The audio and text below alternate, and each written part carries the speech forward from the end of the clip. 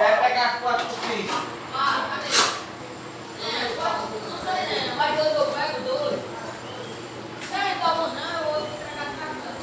Glória a Deus, aleluia. Abra suas Bíblias, o livro de Apocalipse. Vamos dar continuidade. Está preparado?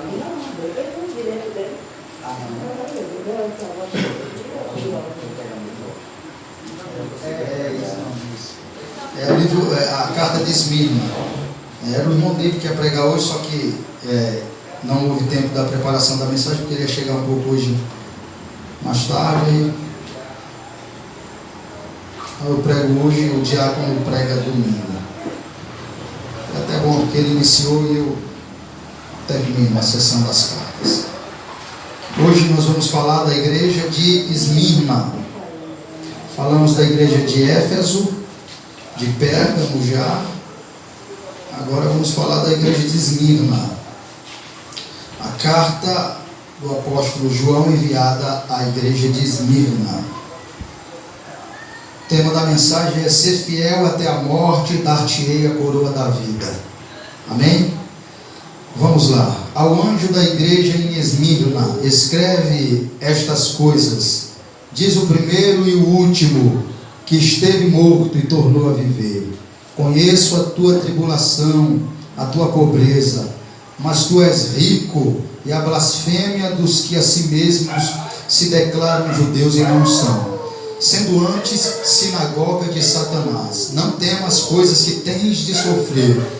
Eis que o diabo está para lançar em prisão algum dentre vós, para serdes postos à prova, e tereis atribulações de 10 dias. Ser fiel até a morte, dar-te-ei a coroa da vida. Quem tem ouvidos, ouça o que o Espírito diz às igrejas. O vencedor de nenhum modo sofrerá dano da segunda morte. Até aí. Senhor, nós te agradecemos por essa palavra bela, maravilhosa, boa, edificante, que nos traz vida. Ó Deus, fale conosco através dela, direcione-nos, exorte-nos, aconselhe-nos. Nós precisamos de Ti, Senhor, mais do que nunca. Fale, traz a real interpretação, a revelação, a iluminação desse texto, de modo que todos nós sejamos edificados, impactados e aprendemos essa noite com o Seu Santo Espírito.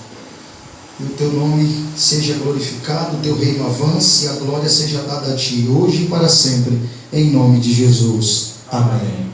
Pode assentar, glorificando ao nome do Senhor Jesus. Glória a Deus.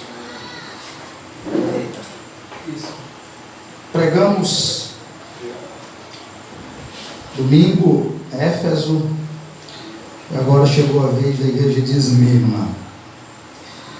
Ser fiel até a morte e dar-te a coroa da vida. Esse é o tema principal dessa mensagem da igreja de Esmirna, que Jesus, através de João, enviou essa carta até essa igreja que era pobre, era uma igreja sofredora, era uma igreja batalhadora. Todos nós sabemos que quem escreveu o Apocalipse foi o apóstolo João. Devido aos decorrer das cartas pregadas, não é necessário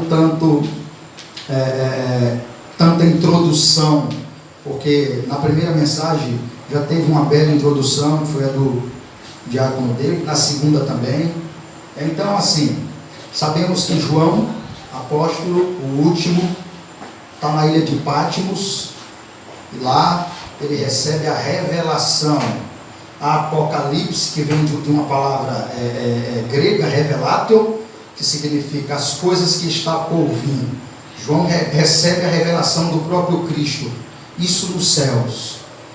Domiciano envia João para a ilha de Patmos. Diz a história que tentou matar com um azeite fervendo, não conseguindo, jogando João dentro desse azeite fervendo. Não sofreu João nenhum dano, porque tinha uma promessa sobre ele, que ele não morreria antes que viesse ver Jesus na glória de Deus. E isso aconteceu. João não morreu. Então ele via João para uma ilha,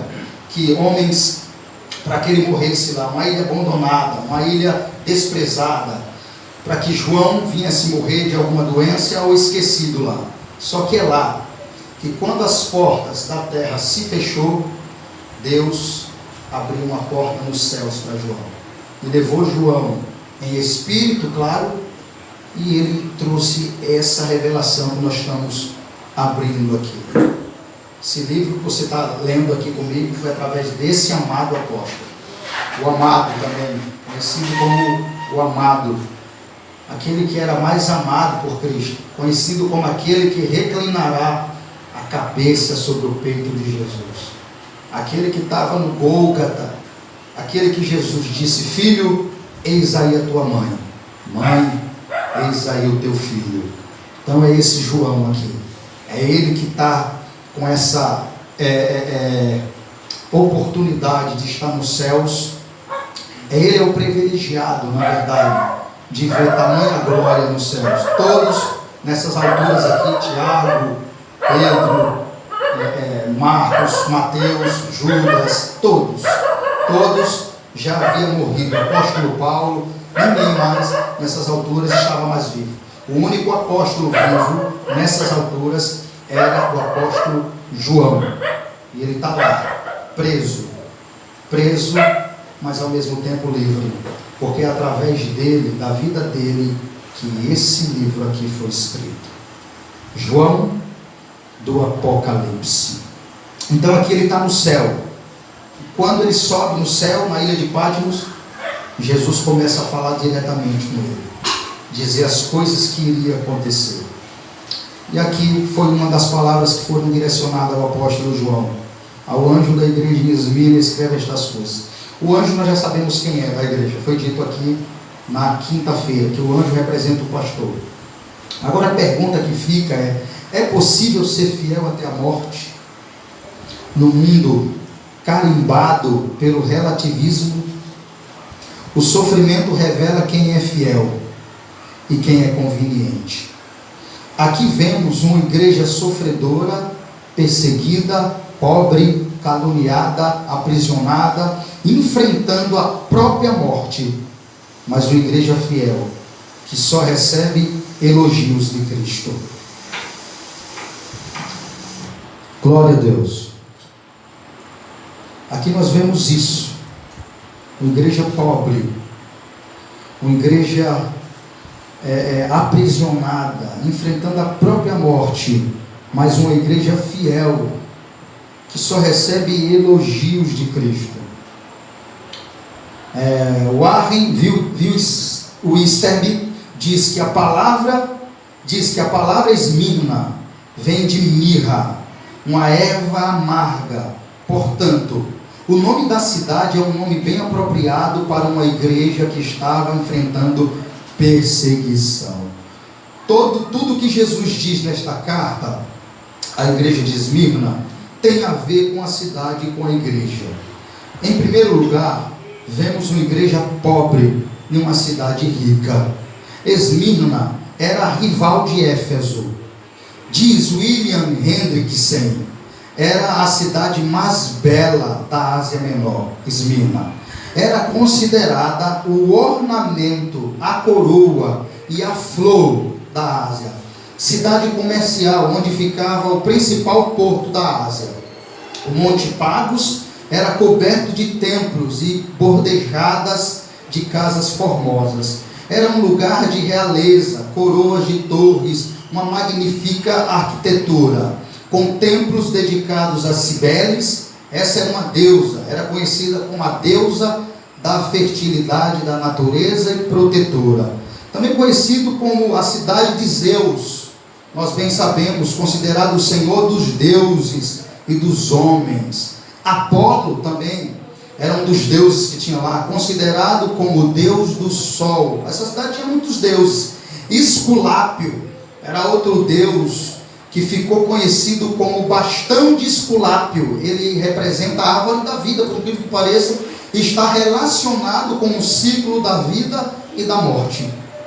Então percebemos que era uma cidade muito idólatra e de muitos deuses, né? Nós sabemos, acho que você já assistiu algum filme de Hércules e tem visto lá. Ali vem tudo da mitologia grega. Eles têm esses mitos, essas histórias de Zeus, de Esculápios e outros deuses. Então, esse último deus, Esculápio, chama atenção, porque ele é conhecido como um deus que representa a árvore da vida. Tanto ele como Zeus, né? Que na ideia deles representa Deus. Está relacionado com o ciclo da morte e da vida. Então percebemos aqui que Satanás, ele sempre criou estratégias, sempre enganou as nações, induziu as nações a criarem deuses pagãos, deuses mitológicos, deuses que tinham boca, mas não falavam, que tinha olhos, mas não via, tinha mãos, mas não apalpava, que tinha pés, mas não andava, nem som algum, nunca saiu das suas gargantas. Mas ainda assim, ele enganava as pessoas e as induzia a criar outros deuses para afastar o povo e as pessoas do verdadeiro Deus, Criador dos céus e da terra. Se você olhar a ideia de Zeus, se você olhar, o diabo ele faz essas pessoas acreditarem que Zeus é um Deus pagão, que tinha o poder de Deus, o único Deus, Criador dos céus e da terra. Eles acreditavam que Zeus pagão, esse Deus que nunca existiu, tinha realmente o poder dos trovões e sobre outros deuses. Se você olhar, irmãos, comigo, a estratégia hoje não é diferente. O diabo continua induzindo as pessoas a continuar criando Zeus, criando Afrodites, criando Esculápios e outros deuses. Agora, sabe de que forma? Cada um cria um Deus como eles querem que ele seja. Você já prestou atenção nisso? Por exemplo, um cria o Deus do amor. Que Deus é esse? O Deus do amor. Ele me ama do jeito que eu sou. Deus não se ira, Deus não manda ninguém para o inferno, Deus é bonzinho. Veja, essas pessoas que pensam assim são milhares de pessoas que acreditam em Deus que só é amor e mais nada. Ele só é amor e mais nada. E por ele ser amor, ele não manda ninguém para o inferno, ele não se ira, ele não castiga. Veja, essas pessoas que pensam assim acabaram de criar um Deus falso. Esse não é o Deus da Bíblia.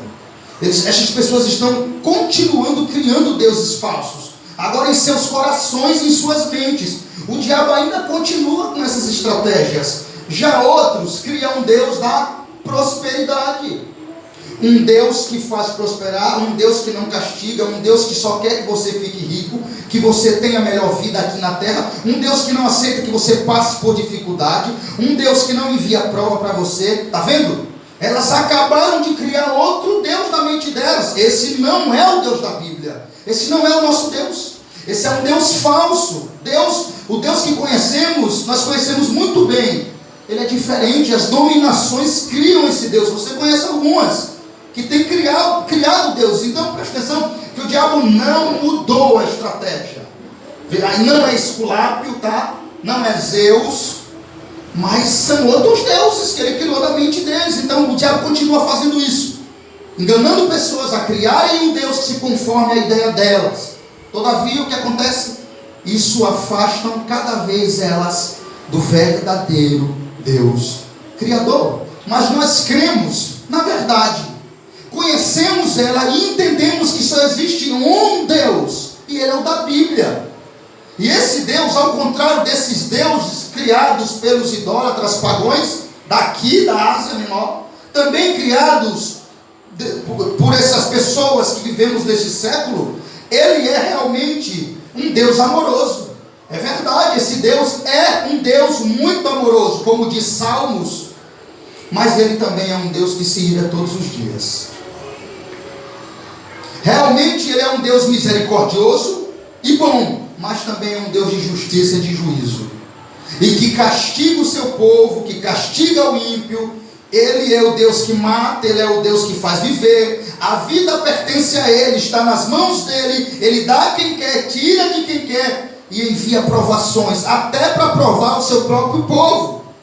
Mas não envia provações que o seu povo não possa suportar. Esse é o nosso Deus, o verdadeiro da Bíblia, o que não abandona o seu povo, ama o seu povo, que cuida do seu povo. Esse é os cuidados de Deus para com o seu povo, e que tem um plano eterno, soberano de salvação, ao qual ninguém, nenhum Deus falso, nenhum diabo limitado pode atrapalhar, porque nenhum dos seus planos podem ser frustrados.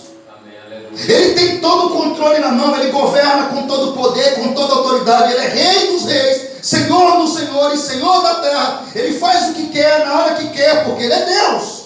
Esse é o Deus da Bíblia, o verdadeiro e único Deus. O resto, criado, formado, feito, adotado, aceitado por muitos, são falsos e não servem para nada. Não era diferente aqui. Eles estavam passando por isso. Uma cidade idólatra. E por incrível que pareça, a coisa era tão feia quando se falava desses deuses aqui que eu acabei de dizer, que alguns morreram e eram perseguidos por não aceitarem esses deuses como divindade única, como um Deus verdadeiro, que eles nunca foram. A coisa era séria. Esmirna era uma igreja fiel a Cristo. Na cidade mais fiel a Roma, não foi à toa que Jesus disse: ser fiel até a morte, porque Esmirna era a aliada mais antiga fiel de Roma, ou seja, o maior império, mais perigoso e mais cruel da época. Veja que lugar terrível que está colocado essa igreja fiel a Cristo. Roma, nós sabemos que lá estavam os judeus que mataram, perseguiram o Império Romano. Aí a cidade de Esmirna era fiel, aliada, antiga a Roma. Então, o que eles faziam? Eles denunciavam os cristãos aos romanos. Eles caluniavam, inventavam mentira para que os romanos pudessem matar, destruir, saquear os cristãos daqui dessa igreja. Esmirna também era uma cidade de jogos atléticos. Esmirna tinha um estado onde todos os anos se celebrava jogos atléticos famosos, procedentes de todo mundo. Jogadores disputavam uma coroa de louros. Para os crentes dessa cidade, Jesus prometeu a coroa da vida. Ser cristão em Esmirna era um risco, irmãos, de perder os bens e até a própria vida. Essa igreja pobre, caluniada e perseguida só recebe elogios de Cristo. A fidelidade até a morte era a marca dessa igreja. Como podemos aprender com essa igreja a sermos fiéis? Jesus conforta a igreja de Esmirna, que está atravessando um momento de prova, e diz a ela que conhece a sua tribulação. Você pode ler comigo? Ao anjo da igreja em Esmirna escreve estas coisas, diz o primeiro e o último, que esteve morto e tornou a viver. Conheço a tua tribulação. Jesus começa confortando a igreja assim, dizendo a ela que está vendo o que ela está passando. Jesus está dizendo: não está fora do meu controle tudo o que está acontecendo aí. Eu estou vendo o que vocês estão passando, e eu conheço a tribulação de vocês. Eu conheço o estado emocional de cada um crente daí de vocês. Eu conheço todos os crentes espiritualmente. Eu conheço o interior de cada um de vocês. Eu tenho visto o que vocês têm passado. Jesus vem dar consolo a essa igreja. É uma das duas que não recebeu nenhuma crítica, nenhuma exortação. Esmirna e Filadélfia são as igrejas fiéis. As igrejas que Jesus foi lá só para conceber elogios. E Jesus vai lá e diz: eu conheço a tua tribulação. Eu estou vendo o teu sofrimento, Esmirna. Eu estou vendo o que você está passando. Eu estou vendo a perseguição que está acontecendo aí. Há 4 coisas nesta carta que precisamos destacar, se queremos ter uma visão desromantizada da vida. Desromantizada da vida. Em primeiro lugar, a ideia de tribulação, que muitas vezes os crentes de hoje, meu Deus do céu, acho que era necessário passar um ano pregando sobre isso. Porque o que mais sobrevém, as tribulações são algo normais na vida de crentes. Mas as pessoas não aprenderam essa ideia ainda. Em primeiro lugar, a ideia de tribulação e de um aperto. É de um aperto, um sufoco, um esmagamento. A igreja lá em Esmirna estava sendo espremida por um rolo compressor. A opressão dos acontecimentos pesava sobre a igreja. E a força das circunstâncias procurava forçar a igreja a abandonar a sua fé. Os crentes em Esmirna estavam sendo atacados e mortos. Eles eram forçados a adotar o imperador como se fosse Deus. De uma única vez, lançaram do alto, do Monte Pagos, 1.200 crentes mortos. De outra feita, lançaram 800 crentes por não negarem o nome de Jesus. Os crentes estavam morrendo por causa da sua fé.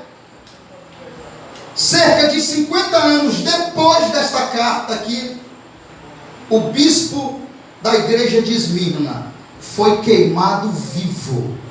O bispo é o pastor, o presbítero, o homem que estava na frente ensinando aqui, o homem que ajudou esses crentes estarem firmes aqui como está, o homem de Deus, chamado por Policarpo, ele foi queimado vivo na própria cidade. William Hendrickson descreve esse fato. É possível que Policarpo tenha sido bispo da igreja de Esmirna.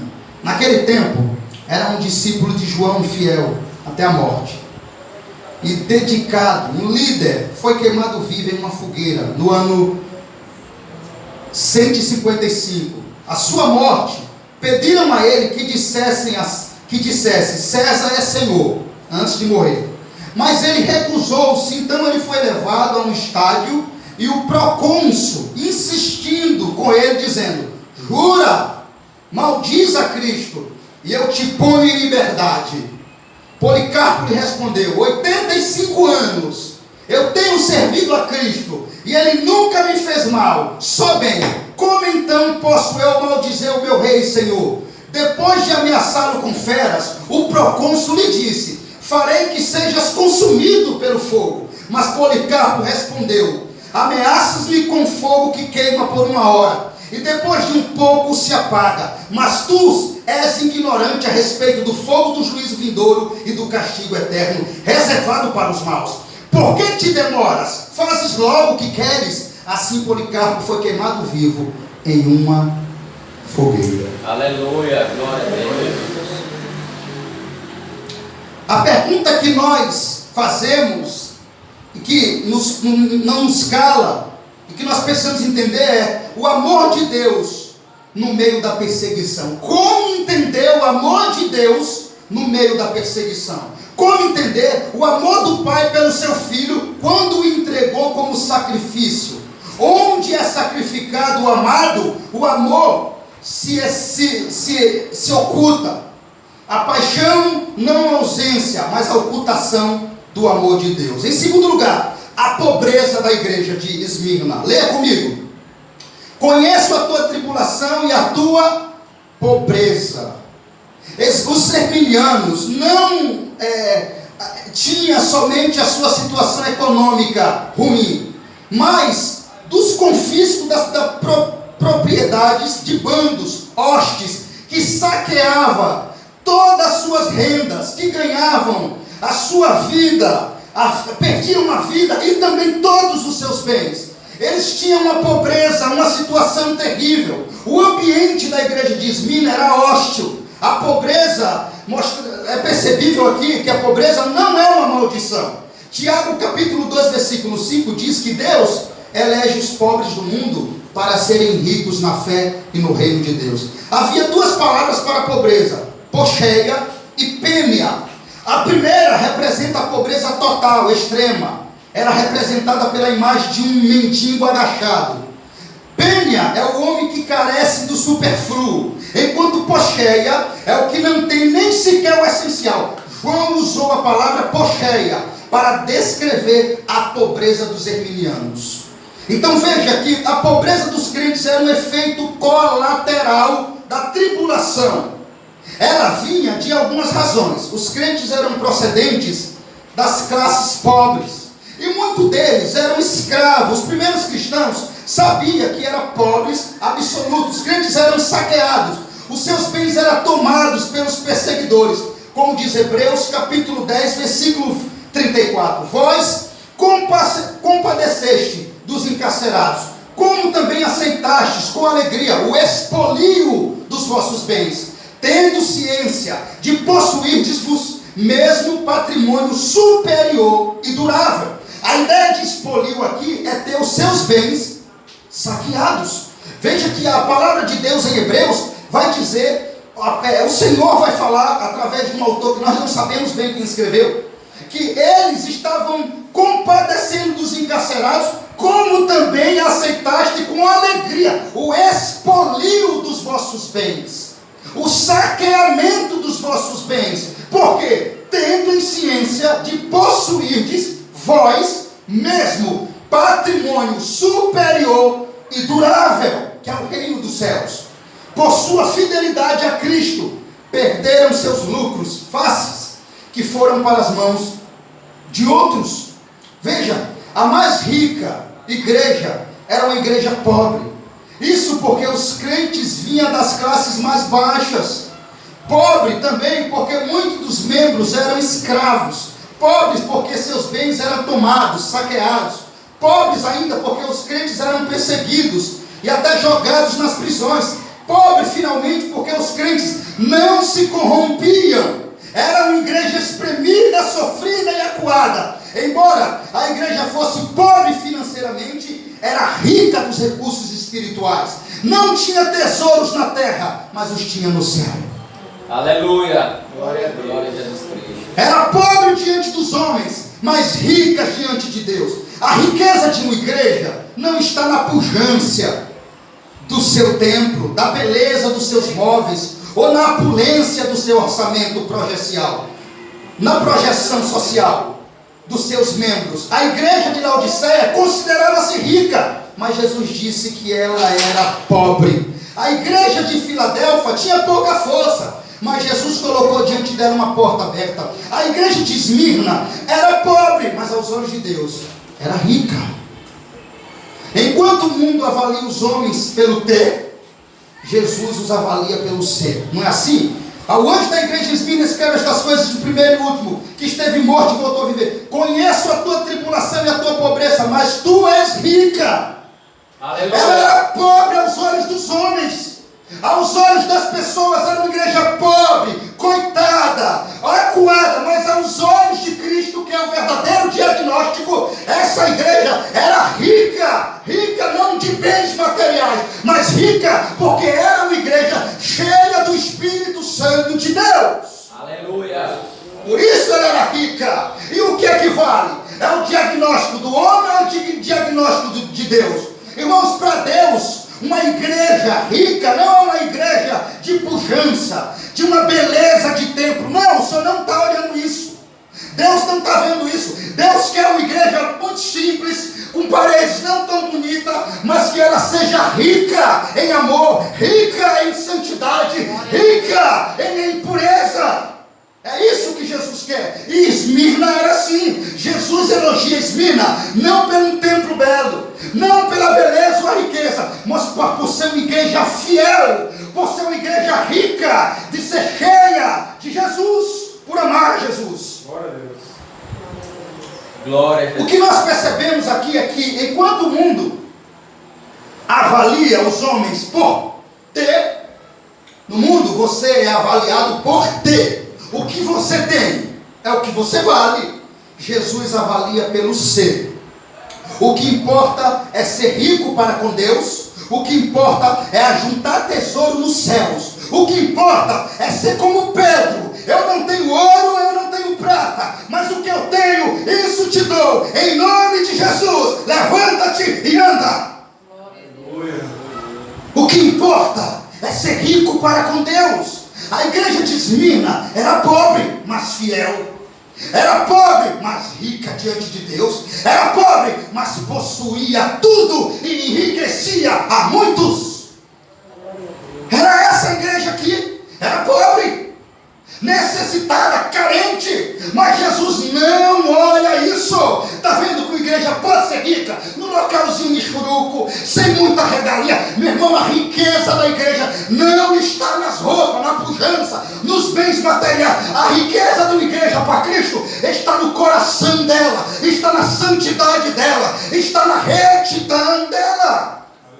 Aleluia, É glória. aí que está a riqueza. É aí que Jesus examina se ela é rica ou pobre. Porque Laodiceia gabava de ser rica. Mas Jesus diz: tu és pobre, cega, miserável e nu.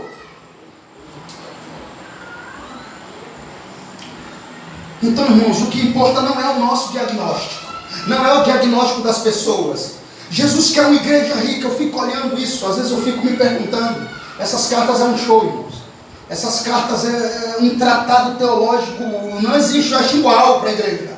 Não existe, talvez, tratado teológico mais profundo para a igreja atual. Essas 7 cartas falam da identidade, da imagem de muitas igrejas hoje. Muitas têm a cara de Laodiceia, muitas têm a cara de Pérgamo, a cara do mundo. Muitos têm o fervor de Éfeso, mas não tem mais o amor de Éfeso.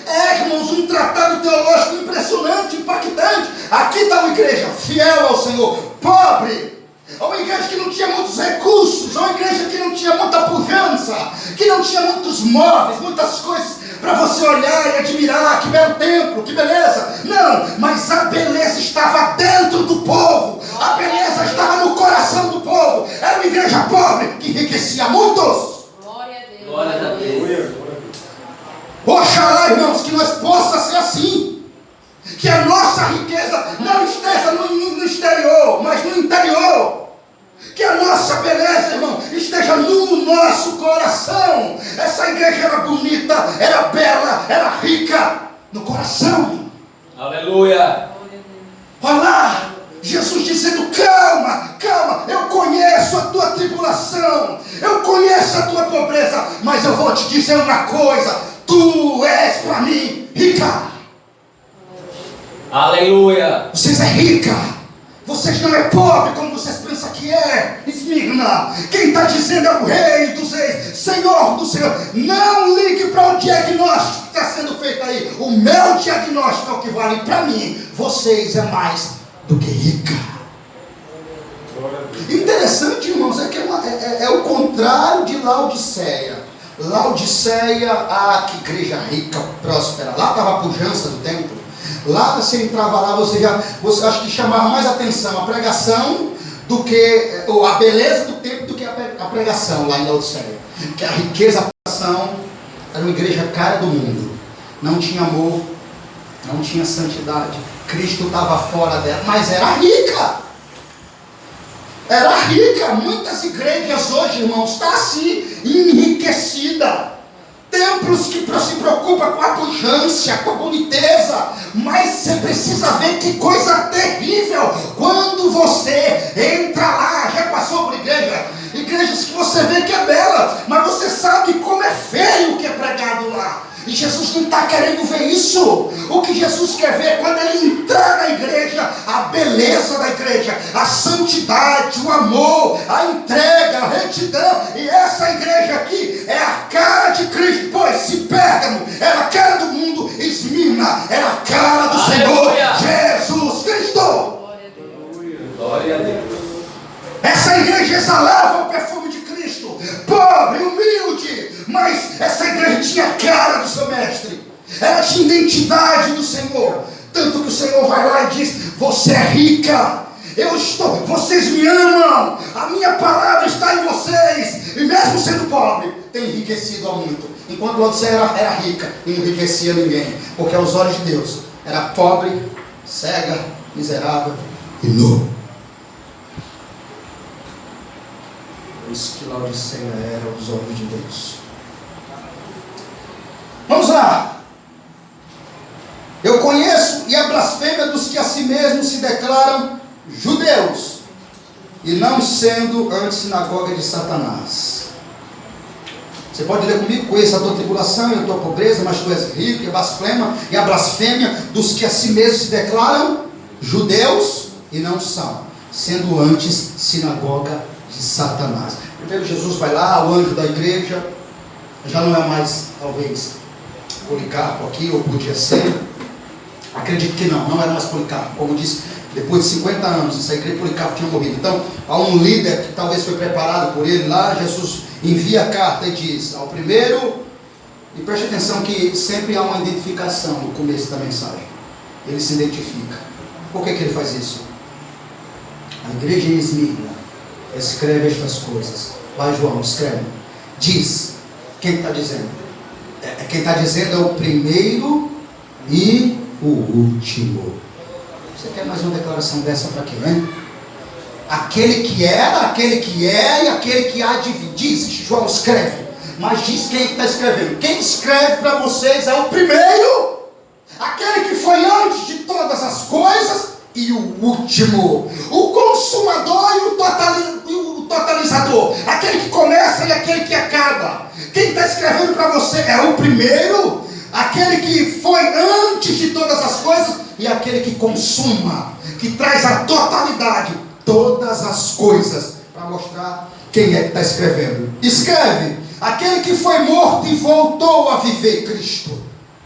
Mostra aí aquele que tem o poder da morte e da vida, aquele que é o primeiro e o último, ou seja, aquele que tem o poder da terra na palma das suas mãos, aquele que controla a terra do início dela até o seu final.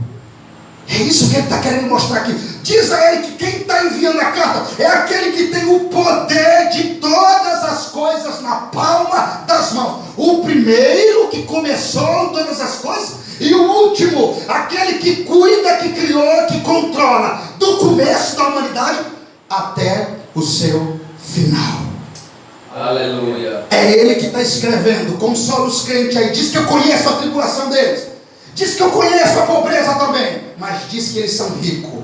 E diz também que eu conheço a blasfêmia dos que a si mesmos se declaram judeus e não são, sendo antes sinagoga de Satanás. Irmãos, os judeus lá dessa igreja, eles estavam espalhados. Eles estavam espalhando, melhor dizer, falsos rumores a respeito dos cristãos. Os crentes de Esmirna estavam sendo acusados de coisas graves. O diabo é o acusador, ele é o pai da mentira. Havia uma forte influência na comunidade judaica em Esmirna. Eles não apenas estavam perseguindo os crentes, mas estavam influenciando os romanos a prenderem os crentes. Lembra que eu disse que era uma cidade coligada com Roma? Então eles não só estavam perseguindo esse povo aqui que Jesus falou, antes sinagoga de Satanás. Eles não só estavam perseguindo a igreja, como estava também influenciando os romanos a perseguirem, prenderem e matarem os cristãos. Então João chama esses judeus de perseguidores de sinagoga de Satanás. Veja, Deus, o principal inimigo da igreja, os judeus foram os principais inimigos da igreja no primeiro século. Perseguiram a Paulo em Antioquia da Pisídia. Você vai ver isso em Atos, não precisa abrir, capítulo 13, versículo 50. Em Icônio, perseguiram a Paulo de novo. Você vai ver isso em Atos, capítulo 14, 2, 5. Em Listra, Paulo foi apedrejado pelos judeus. Então esses judeus aqui sempre foi um dos piores inimigos da igreja do primeiro século. Paulo foi um que sofreu muito na mão deles. Perseguiu Paulo em Listra e ele foi apedrejado, como diz Atos 14, 19. E em Coríntios, Paulo tomou a decisão de deixar os judeus e ir para os gentios, como está escrito em Atos 18, 6. Quando Paulo tornou para Jerusalém, os judeus prenderam no templo e quase o mataram. O livro de Atos termina com Paulo em Roma, sendo perseguido pelos judeus. Eles se consideravam o genuíno povo de Deus. Esse povo aqui que Jesus diz, eu conheço, o povo que está dizendo ser judeus, eles se consideravam o povo genuíno de Deus, os filhos da promessa, a comunidade da aliança. Mas, ao rejeitarem o Messias e perseguirem a igreja de Deus, estavam se transformando em sinagoga de Satanás. A religião deles foi satanizada, tornou-se a religião do diabo, da perseguição, da rejeição da verdade de Cristo. Os crentes passaram a sofrer várias acusações levianas. Eles eram acusados de ateísmo, por esse grupo aqui, por não se dobraram diante das imagens, diante dos vários deuses, e até, como eu falei aqui no começo da mensagem, de alguns dentre esses deuses falsos. Acusavam os crentes de falsidade, de serem revolucionários, por se negarem a dizer que César era Senhor. Os crentes também estavam sendo presos, alguns crentes de Esmirna estavam enfrentando a prisão, e as prisões de Roma eram algo terrível. Os romanos não cuidavam dos seus prisioneiros. Normalmente os prisioneiros morriam ou de fome, ou de pestilência, ou de lepra. Os crentes estavam prestes a serem levados à banca de teste. Deus está testando a fidelidade dos crentes. Veja, leia comigo, continua. Do versículo 9: conheço a tua tribulação, a tua pobreza, tu és rico, acima dos que assim mesmo se declaram judeus e não são, sendo antes sinagoga de Satanás. 10: não temas as coisas que tens de sofrer. Eis que o diabo está para lançar em prisão algum dentre vós, para serdes postos à prova. Tereis a tribulação de 10 dias. Até aí. Você viu? Esse povo era maligno. Esse povo aqui, chamado por sinagoga de Satanás, era esse povo que eu acabei de explicar aqui. Um povo cruel, um povo maquiavélico, um povo que rejeitava o Cristo ressurreto, achava ser o povo de Deus, os herdeiros da aliança, mas antes eram sinagoga de Satanás. Jesus, no versículo 10, está mostrando para nós que os crentes da igreja de Esmirna vão serem levados à banca de teste agora. Deus estava testando a fidelidade dos crentes, mas Deus é fiel e não permite que sejamos tentados além das nossas forças. Ele supervisiona o nosso teste. Aqui é uma prova, uma das provas cabais de que Deus prova a nossa fé com provas. Aqui, versículo 10, igreja de Esmirna, fiel, rica, cheia de Deus, mas ainda assim, Jesus vai lá provar essa igreja. É uma ideia de Jó, um homem fiel, um homem íntegro, mas que mesmo assim, Deus vai lá provar a fé de Jó. Aqui está a igreja, representando nós, ainda fiel, ainda rica, ainda próspera do Espírito Santo, cheia de Deus, rica de Deus, ajuntando tesouros no céu. Jesus no capítulo 10 diz: não temas as coisas que tens de sofrer. Eis que o diabo está para lançar algum de vós na prisão. Então o povo dessa igreja, por mais fiel que seja, está passando por um momento difícil. Isso nos responde muitas coisas, isso tira muitas heresias do nosso meio, isso nos mostra a identidade do verdadeiro evangelho, isso mostra para a gente a marca do genuíno e verdadeiro crente. Aqui é uma das provas cabais que Deus prova a nossa fé, com provas. Que situações difíceis que Deus permite que passamos para ver onde realmente está a minha e a sua fé. Atos capítulo 14, versículo 22, Paulo escrevendo diz assim: fortalecendo os discípulos, encorajando-os a permanecer na fé, dizendo: é necessário que passamos por muitas tribulações para entrarmos no reino de Deus. Aqueles crentes, só um instante.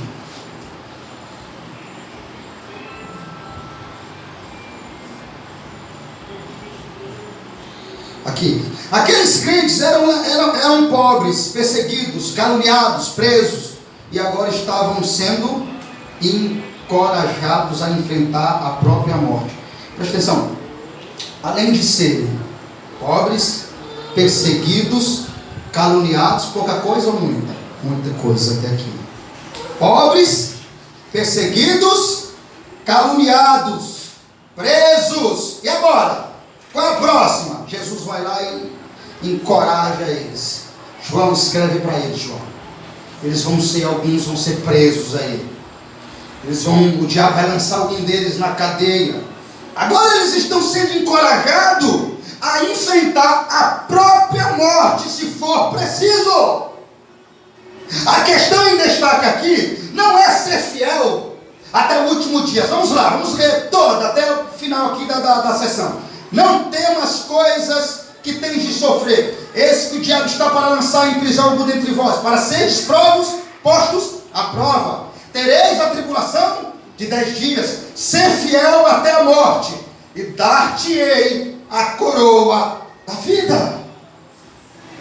A questão em destaque aqui não é ser fiel até o último dia da vida, mas ser fiel até o ponto de morrer por essa fidelidade. Aleluia. Entendeu? A questão aqui não é ser fiel até o último dia da vida, mas ser fiel até o ponto de morrer por essa fidelidade. Preferir morrer a negar a Jesus. Jesus, irmãos, foi obediente até a morte e morte de cruz. Ele foi da cruz até a coroa. Não foi assim? Jesus não só foi obediente, mas ele foi obediente até a morte de cruz. Ele foi da cruz até a coroa. Essa linha também foi traçada para a igreja de Esmirna. Ser fiel até a morte, dar-te-ei a coroa da vida. Desta forma, a igreja de Esmirna não é candidata à morte, mas à vida. Veja, a cidade de Esmirna era fiel a Roma, mas os crentes são chamados a serem fiéis a Jesus. Somos chamados a sermos fiéis até as últimas consequências. Mesmo em um contexto de hostilidade e perseguição, dificuldade, tribulação, angústia e tristeza, nós somos chamados a sermos fiéis até a nossa morte. Irmãos, agora, quem é você na doença? Quem é você na escassez? Quem é você na tribulação? Quem é você na angústia? Quem é você na perseguição? Que tipo de crente você é em todas essas situações? Porque nossas áreas aqui que Deus, é nessas áreas aqui que Deus nos prova. Quem é você na doença? Quem é você na escassez? Quem é você na tribulação? Quem é você na angústia? Quem é você na perseguição? Que tipo de crente você é em todas as situações? Porque é nessas áreas aqui que Deus nos prova, como provou a igreja de Esmirna, para ver realmente que tipo de crente somos. Onde está a nossa fé? Olha, irmãos, primeira carta que Pedro escreveu, no seu capítulo 4, no seu versículo 12, ele nos traz uma palavra boa. Ele nos diz assim: amados, não estranheis o fogo ardente que surge no meio de vós, destinado a provar-vos, como se alguma coisa extraordinária vos estivesse acontecendo. Pelo contrário, alegrai-vos na medida em que sois co-participantes do sofrimento de Cristo, para que também na revelação da sua glória vos alegreis exultando. Aleluia. Aleluia, glória a Deus. Que palavra, não é? Pedro escreve para nós algo que devemos guardar. Amados, não estranheis o fogo ardente que surge no meio de vós, destinando a provar-vos, como se alguma coisa extraordinária vos estivesse acontecendo. Eu gosto mais dessa parte aqui. Pelo contrário, alegrai-vos na medida em que sois co-participantes dos sofrimentos de Cristo. Jesus espera do seu povo fidelidade na vida, fidelidade no testemunho, na família, nos negócios, na fé não vendida. Jesus espera isso de nós, fidelidade. Será que nós temos a identidade dessa igreja? Será que nós somos como Esmirna, como os crentes de Esmirna, como Policarpo, como o povo de Esmirna? Irmãos, preste atenção, esses crentes aqui eram crentes, eram homens que não negavam a fé por nada, homens que estavam morrendo, queimado, preso, perseguido, caluniado, saqueado, angustiado, atribulado, mas continuavam ricos, continuavam cheios, continuavam fiéis ao Senhor Jesus. Será que somos assim, irmãos? Nesses momentos nós continuamos ricos, porque Jesus vai lá. Quando Jesus chega aqui, quando é que Jesus chega? Jesus chega quando não está havendo nenhuma tribulação, quando ninguém está morrendo, quando ninguém está sendo preso. Quando Jesus chega, amados? Pensa comigo uma coisa aqui. Quando que Jesus chega aqui? Quando é que João escreve essa carta aqui? Jesus chega antes de isso estar acontecendo ou quando está acontecendo? Será que quando Jesus escreveu essa carta, estava tudo bem lá? Não estava havendo problema, não estava havendo morte? Será que não estava havendo perseguição, não estava havendo saqueamento de bens, não estava havendo pobreza, não estava havendo angústia, não estava havendo prisão? Não, claro, quando Jesus chega lá, vocês concordam comigo que estavam havendo prisão, estavam havendo mortes, estavam havendo saqueamento, estava havendo perseguição, mas ainda assim, qual é a fala de Jesus para essa igreja? Tu és rica. Aleluia. Isso não chama a sua atenção, não? Fale sério, veja bem. Veja bem, nós precisamos examinar o cenário de Esmirna para aplicarmos a nossa vida cotidiana. Se Jesus chegasse na igreja de Esmirna e isso não tivesse acontecendo ainda, e ele dissesse que a igreja era rica, você podia dizer para mim, claro que é rica, não teve nenhuma dificuldade, mas quando Jesus fala para a igreja de Esmirna que ela é rica, antes ele falou que conhece a sua tribulação e a sua pobreza. Então Jesus está dizendo assim, olha, posso resumir? Eu conheço todos os problemas da igreja de Esmirna. Eu conheço a pobreza, a escassez, eu conheço a humilhação, eu conheço a tribulação, eu conheço alguns que estão morrendo, eu conheço as prisões de alguns, eu conheço as injustiças, eu conheço as perseguições, eu conheço tudo que vocês estão passando, mas ainda assim, vocês são ricos. Aleluia. Ô irmão, daí é de se admirar depois disso. Ainda assim encontrei riqueza em vocês, Esmirna. Encontrei fé, Esmirna. Encontrei fidelidade, Esmirna. Encontrei graça. Encontrei retidão em vocês, Esmirna. Mesmo com tudo isso, que é o que prova a fé. Mesmo com o problema, que as circunstâncias é que prova a fé. Mesmo com isso que podia abalar vocês. Mesmo com prisão que podia fazer que vocês esmurecessem, blasfemassem, desistissem, chutassem balde, fossem infiéis, mesmo com tudo isso, ao contrário, vocês permaneceram ricos. Glória a Deus. É a nossa identidade? Somos assim? Olha, irmãos, Jesus espera do seu povo fidelidade na vida, no testemunho, na família, nos negócios, na fé não vendida. O seu Senhor, ou na fé, não venda o seu Senhor por dinheiro, como Judas. Não troque o seu Senhor por um prato de lentilhas, como Esaú. Não venda a sua consciência por uma barra de ouro, como Acã. A fé do crente tem que ser inegociável. Não negocie a sua fé, não negue ela, não negligencie a sua fé. Mostre ela agora, mostre que a sua fé está em Cristo.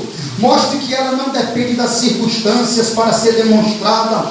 Mostre que ela é ultra circunstancial. Seja fiel a Jesus Cristo.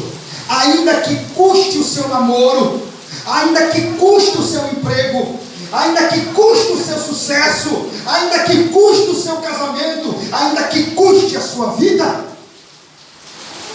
seja fiel a Jesus Cristo. É isso. É essa lição que Esmirna está nos mostrando. Ainda que custe tudo isso, ainda que custe o seu namoro, o seu emprego, o seu sucesso, o seu casamento, a sua vida, seja fiel a Jesus Cristo. Aqueles que são perseguidos por causa da justiça são bem-aventurados. O servo não é maior do que o seu Senhor. Se perseguiu a Jesus, também nos perseguirá. Se Jesus passou por dor, angústia, sofrimento, perseguição, humilhação, até a própria morte, não é o servo maior do que o seu Senhor. Filipenses capítulo 1, versículo 29 diz assim: Paulo disse: a vós foi dado o privilégio de não apenas crer em Cristo, mas também de sofrer por Ele. Dietrich Bonhoeffer, teólogo, pastor luterano, ele foi enforcado no campo de concentração em Flossenburg, na Alemanha, em 9 de abril de 1945. Ele escreveu o seguinte: que o sofrimento é o sinal do verdadeiro cristão. Enquanto estamos aqui, muitos irmãos nossos estão selando com seu sangue a sua fidelidade a Cristo. Será que é a nossa realidade? Será que nós permanecemos assim, dessa forma como essa igreja de Esmirna, que não abandonou a Cristo, não largou a fé? Será que nós temos o caráter de Policarpo, líder da igreja, que preferiu morrer a negar a Cristo? Será que nós temos sido fiéis diante das provas que Deus tem decretado que nos venha a provar a nossa fé? Será que nós, irmãos, estamos sendo fiéis a Deus diante disso? Será que estamos sendo fiéis na doença, na escassez, no problema familiar, nas tribulações, nas perseguições, nas crises? Irmãos, a verdade é que muitos crentes, na hora da provação, negam a fé, esmorecem, se acovardam, desistem, chutam balde. Muitas pessoas, diante dessa pandemia, abandonaram a fé, estão com medo de morrer, não têm coragem nem de ir para a igreja, com medo da morte, apavorados, esfriaram, chutaram balde, afastaram, desistiram. A pandemia mostrou o caráter de muitos crentes que não tinha a sua casa alicerçada na rocha. E assim a prova, assim a dificuldade, assim a doença, assim a tribulação, assim a angústia, assim a tristeza, assim o choro, eles vêm para provar, para mostrar onde estão a nossa fé. Amém, aleluia. Glória a Deus. Glória a Jesus Cristo. Ela vem para isso.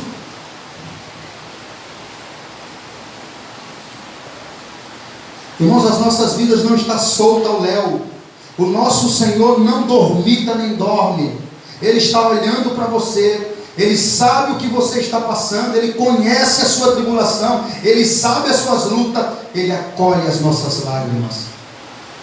Leia comigo. Ser fiel até a morte. Não temas as coisas que tem de sofrer, que o diabo está para lançar em prisão entre vós, para seres postos à prova. Ser fiéis até a morte. Tereis a tribulação de 10 dias. Ser fiéis até a morte. Dar-te-ei a coroa da vida. A intenção do inimigo é destruir a sua fé, mas o propósito de Jesus é provar você. Veja, o diabo está por trás do aprisionamento. Amém? O que é que Jesus disse aqui no versículo 10? Não temas as coisas que tem de sofrer. Eis que o diabo. Então, o diabo, ele está por trás do aprisionamento. Que o diabo está por trás disso que está acontecendo. Mas quem realiza os seus propósitos é Deus. Aleluia. Precisamos entender isso. O diabo está por trás da prisão. O diabo está por trás da perseguição. Mas quem realiza os seus propósitos é Deus. O fogo das provas só consumirá a escória, só queimará a palha, porém tornará você mais puro, mais digno, mais fiel a Jesus Cristo. Jesus estava, sabe, fazendo o que agora? Peneirando a sua igreja, para arrancar delas as impurezas. Nós precisamos aprender a olhar além das provações, para o glorioso propósito de Jesus nelas. Eu gosto de um versículo que o rei Davi escreveu. O rei Davi, em Salmos, ele diz o seguinte, Salmos 119, 71. Foi-me bom passar pela aflição, só assim eu aprendi os teus decretos.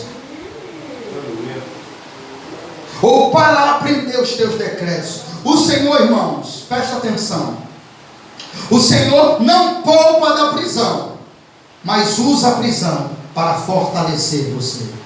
O Senhor não poupa da prisão. Ele permitiu que o diabo lançasse com um propósito dele, com a ação dele, com a soberania dele. Ele não poupa-nos da prisão, mas usa a prisão para fortalecer os crentes. Ele não nos livra da fornalha, mas nos purifica nela. Jesus controla tudo o que sobrevém à sua minha vida. Nenhum sofrimento pode nos atingir, êxito com a sua expressa permissão. Ele adverte os crentes, diz, mina, sobre o que está para acontecer. O inimigo nos ataca, mas não pode ir além do limite que Deus estabeleceu para ele. Amém. Aleluia. Então é certo, irmãos, que vamos passar por sofrimento, mas eles serão limitados e breves. Qual é a prova disso? O texto aqui. Eis que o diabo está para lançar algum entre vós na prisão, para seres postos à prova. E tereis a tribulação de 10 dias. Está vendo? É certo que vamos passar por sofrimento, mas eles serão limitados e breves. É o que a Bíblia está dizendo aqui. Isso será limitado e breve. Qualquer coisa aqui na face dessa terra será limitado e breve. A prova disso, pastor. Agora eu quero que você abra Romanos capítulo 8. Pode ler comigo aí? Romanos 8.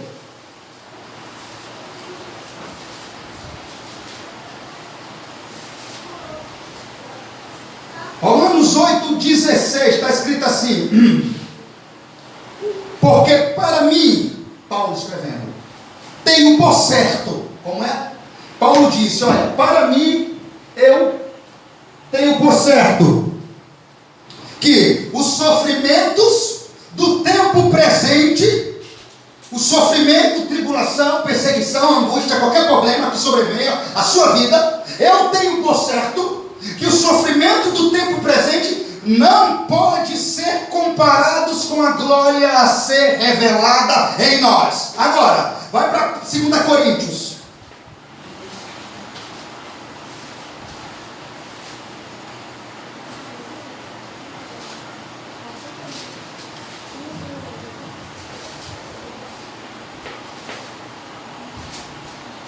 Segunda Coríntios capítulo 4. Verdade, era esse texto que eu queria ler aqui. 2 Coríntios capítulo 4, versículo de número 17. Agora, está escrito assim: porque a nossa leve e momentânea tribulação, leve e momentânea, está vendo? É questão de momentos. Sereis atribulados por 10 dias. A nossa leve e momentânea tribulação produz para nós eterno peso de glória, acima de toda comparação. Aleluia. Volta para lá.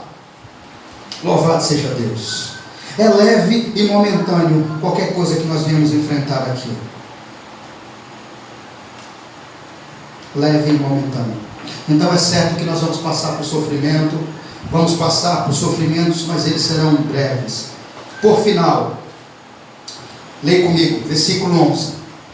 Quem tem ouvidos, ouça o que o Espírito diz às igrejas. O vencedor, de nenhum modo, sofrerá dano da segunda morte.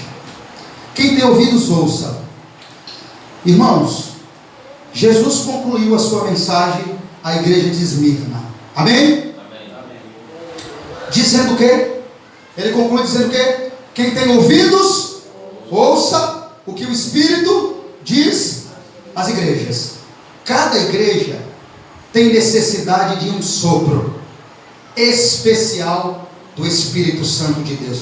A palavra para a igreja de Esmina, qual era a palavra desde o começo considerada para a igreja de Esmina? Era que os candidatos à vida que a palavra para a igreja de Esmina era: considerem-se candidatos à vida sobre tribulação. Essa foi a palavra para a igreja de Esmina. Como disse, cada igreja tem necessidade de um sopro especial do Espírito Santo de Deus. A palavra para a igreja de Esmina, de Cristo, era: considerem-se candidatos aos homens de lá à vida, mas sobre tribulação, pobreza, difamação, continuem fiéis, não olhem para o sofrimento, mas para a recompensa. Não foi isso que Jesus falou para eles? Foi ou não foi? Sei fiel até a morte, dar-te-ei a coroa da vida. É isso que Jesus está. A palavra de Jesus para Esmirna foi isso. Foi: olha, vocês são candidatos à vida, mas contudo, a vida sobre tribulação, pobreza, difamação, mas com tudo isso, continuem para o sofrimento, mas para a recompensa. Amados, só mais um pouco e ouviremos o nosso Senhor nos chamando de volta para casa. Só mais um pouco e a igreja vai ouvir o nosso Senhor nos chamando de volta para casa. Vinde, benditos do Pai, entrem na posse do reino que vos está preparado desde a fundação do mundo. Glória a Deus. Mas ele só diz isso? Vinde, benditos do Pai? Não. Ele diz assim: vindes, benditos do meu Pai, entrem no reino. Por quê? Aqui não tem mais morte, aqui não tem mais pranto, aqui não tem mais luto, aqui não tem mais dor. Vinde. As promessas de Jesus é clara: o vencedor não sofrerá o dano da segunda morte. Você não leu aqui? É bem claro Jesus aqui: ser fiel até a morte, dar-te-ei a coroa da vida. Quem tem ouvidos, ouça o que o Espírito diz à igreja. Ao vencedor de nenhum modo sofrerá o dano da segunda morte. Jesus é claro: o vencedor não sofrerá o dano da segunda morte. Podemos enfrentar a morte e até o martírio, mas escaparemos do inferno. Louvado seja Deus por isso. Que é a segunda morte? Podemos enfrentar a morte e até o martírio, mas escaparemos do inferno, que é a segunda morte, que Jesus está dizendo aqui. Entraremos no céu, que é a coroa da vida. Ser fiel até a morte, dar-te-ei a coroa da vida. O que é a segunda morte? O inferno. O que é a coroa da vida? Os céus. Então, podemos até enfrentar a morte e até o martírio, mas escaparemos do inferno, que é a segunda morte. Entraremos no céu, que é a coroa da vida. Precisamos ser fiéis até a morte. E aí então, a segunda morte não poderá nos atingir. Podemos perder nossa vida, mas então a coroa da vida nos será dada. Pois o que adiantará o homem ganhar o mundo inteiro se ele perder a sua alma? Mas aquele que for fiel até a morte, Jesus lhe dará a coroa da vida. Louvado seja Deus por essa palavra. Quem tem ouvidos, ouça o que o Espírito diz à igreja. Glórias a Deus, vamos ficar em pé, vamos agradecer a Jesus. Que bela mensagem de Deus ao nosso coração nessa noite de quinta-feira, Glória a Deus. acerca do Apocalipse. Ser fiel até a morte e dar-te-ei a coroa da vida.